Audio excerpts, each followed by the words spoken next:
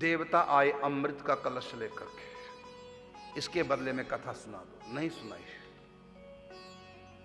क्यों? क्योंकि कांच के बदले में कोई मणि कैसे दे देगा? स्वर्ग का अमृत अमर तो कर देगा। कब तक? जब तक मनवंतर की आयु पूरी ना हो जाए, फिर मरना पड़ता है, फिर धरती पे जन्म लेना पड़ता है।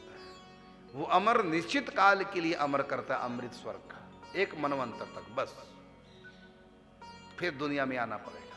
लेकिन ये भक्ति का अमृत, कथा अमृतम, ये सदा सदा के लिए माया के मौत के काल के उस पार आत्मा को पहुंचा देता है, जड़ मन के बंधन से छुड़ा देगा। कैसे?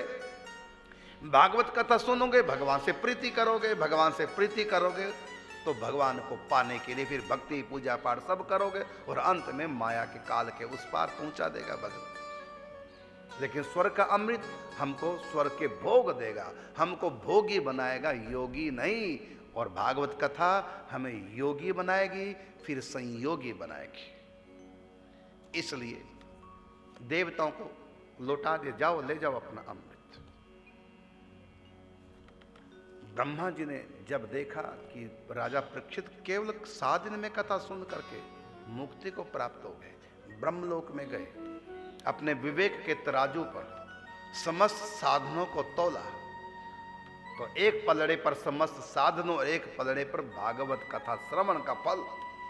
तो भागवत कथा भारी हो गई समस्त साधनों पर। कारण क्या? क्योंकि भागवत से प्रेम प्राप्त होना है, और प्रेम सबसे आगे, सबसे ऊंची प्रेम सगाई।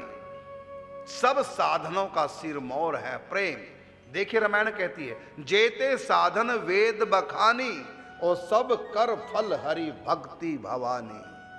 जेते साधन वेद बखानी, सब कर फल हरि भक्ति भवानी। सबका फल भगवान की भक्ति।